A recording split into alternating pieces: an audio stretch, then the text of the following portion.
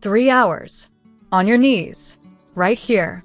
That was my mother's voice, not at home, not in private, but in front of the entire office. A respected corporate director. She pointed to the corner of the conference room like I was a child caught cheating, not her 25-year-old daughter in heels and a blazer. My sister crossed her arms smugly. She's always late. You said accountability matters, right, Mom? Mom smiled coldly. Disrespect has consequences. I dropped to my knees on the hard tile floor, in front of 5 stunned interns, 2 senior managers, and a room full of phones that recorded everything. For 3 hours, I kneeled. My legs cramped. My pride shattered. But I kept my eyes forward. Silent. Memorizing every second. What they didn't know is that my phone inside my blazer pocket had been recording not just the video but the timestamp, the faces, the exact words. And when I stood up at 3:01 p.m., I didn't cry. I stepped out, walked into the hallway, and dialed the only number I'd saved under the name Plan B. Execute, I said quietly. Fire the director. Transfer her to janitorial. On it, came the reply. Now, I just had to wait. By 3:29 p.m., a security badge access request had already pinged our building's mainframe. I watched from my office window as 2 men in gray suits walked in. Not police, not HR, but the kind of men whose shoes make no noise and whose presence makes people suddenly quiet. They went straight to the 8th floor. No greetings. No delays. I was still seated when the gasp started. Then the scuffling footsteps. Mom, what's going on? I heard my sister's voice shriek from the corridor, but I stayed still. Sipped from the coffee mug I had been gifted 2 years ago, ironically, by the same mother who once called me her greatest asset. The office door slammed open. One of the suits stepped in. Miss Whitlow?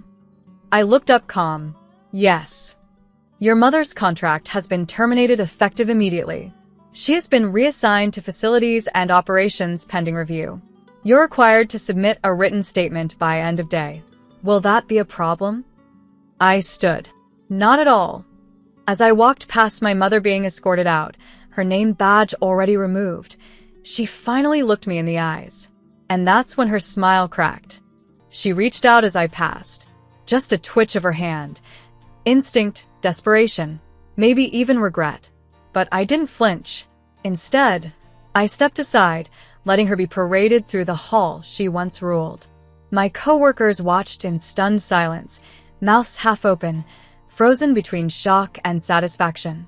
After years of whispered stories of her cruelty, favoritism, quiet humiliations, they were finally witnessing the queen dethroned. She'd built this empire on fear. And now, fear was walking her to the elevator. I returned to my desk, booted at my computer, and opened a folder I'd labeled just in case. Inside were years of carefully documented HR violations, screenshots, emails, recordings. All of it dated, time-stamped, legally sound. I clicked send. Subject line, requested documentation on director's conduct. Then I sat back and waited. The reply came in under 6 minutes. From the executive office. Thank you, Miss Whitlow. Effective immediately, you are being considered for interim department leadership. Please meet with us at 10 a.m. tomorrow. My hands didn't shake. My voice didn't waver. I simply replied, confirmed. Across the room, my sister stared at me like she was seeing a stranger. That was the point. She didn't go quietly. The moment the elevator doors closed, she exploded in the HR manager's office, shouting about betrayal, incompetence, favoritism. But no one defended her. Not this time. The tides had turned, and her arrogance had finally outlived its usefulness. Meanwhile, I walked the halls she used to command, greeted not with fear, but with nods, respect, even relief. I found an envelope on my new desk before 10 a.m. No sender name, just typed letters. You made the right call. She broke more people than you know. Finish this. Inside was a flash drive. I didn't hesitate. Plugged it in, scanned the folders. Recordings. Dozens. She berating interns, mocking junior staff, yelling about my daughter being a charity case. My chest tightened.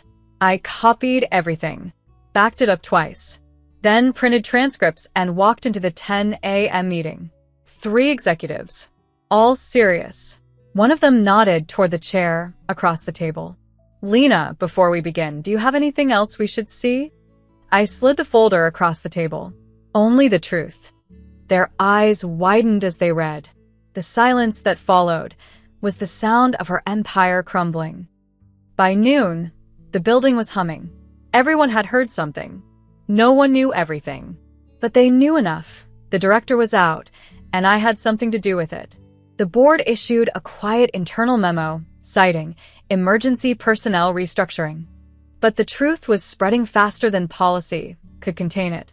I didn't say a word. Not to the curious interns, not to the smug department heads who now looked at me like they'd miscalculated. I was no longer the invisible girl in the corner. I was the woman who pulled a string and toppled a throne. That afternoon, I got a message.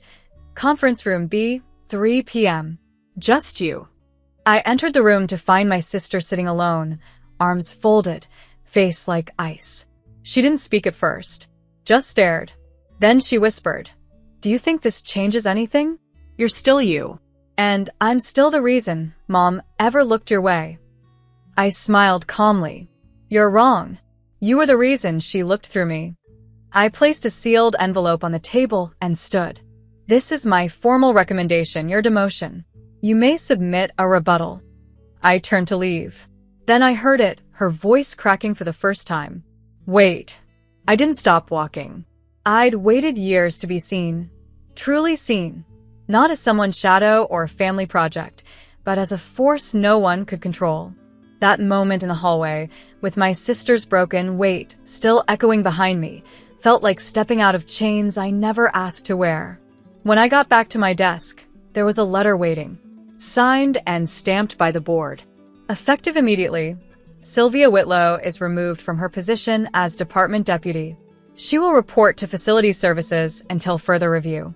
Facilities services. Janitorial oversight. Exactly where she had once sent me years ago for disciplinary experience. I had mopped floors with the same hands that now held her demotion order. I didn't celebrate. I didn't gloat. I simply sat down and looked out the office window for the first time, not as a forgotten daughter or an employee desperate to prove her worth, but as someone who had rewritten her story. Then my mother called. "No, hello. No, how are you?" Just a sharp, "What did you do?" I breathed in once and said quietly, "I finally learned from you." Then I hung up. The office buzzed like a kicked hive. People walked slower when they passed my desk now. Whispers trailed me like shadows. Some curious, some afraid, a few respectful. By noon, Sylvia was gone. HR escorted her out. She didn't make a scene, she couldn't. That would have only confirmed everything. At 2 p.m., I received a calendar invite. Private session, boardroom A, executive directors. I walked in to find all 7 board members seated, men and women who once barely glanced my way at holiday functions. Now they stood when I entered. The chairwoman gestured to a seat. "Lena, thank you for coming. Please sit." They began asking questions, not accusations, but genuine questions. About the department. About broken systems. About gaps Sylvia had left behind. I answered with facts. Calm. Precise. Not because I was trying to impress them, but because I already knew what needed fixing. I'd known for years. When I finished, the room was silent for a beat. Then the chairwoman said, "Have you considered applying for director?" I froze. For a second, the voice of old Lena whispered, "You're not ready." But I looked her straight in the face and said, "I have." Her smile told me I wasn't the only one who thought so. Monday morning came with a new sunrise and a new nameplate outside the corner office. Lena Whitlow, Director, Global Strategy. People knocked before entering now, even those who used to ignore my presence. My sister hadn't shown up since the incident, and neither had Mom. I'd heard they were both reassigned to regional support roles. Different cities, different titles. Far, far below mine. But I didn't gloat. I didn't even speak of it. That was the real power. letting silence do the heavy lifting. At lunch, I walked past the janitor's closet. It was spotless, Sylvia's last assignment. Some said she lasted a week before resigning completely. No one mentioned her after that. Not even my sister, who now responded to emails with regards instead of emojis. I stepped into the office balcony, coffee in hand, the city stretching before me. My phone buzzed. It was a message from the chairwoman. Keep doing exactly what you're doing. We've needed someone like you for a long time. I stared at it for a long moment, then locked the screen. I had been underestimated, mocked, made to kneel, but I rose quietly, strategically, and now I stood taller than all of them.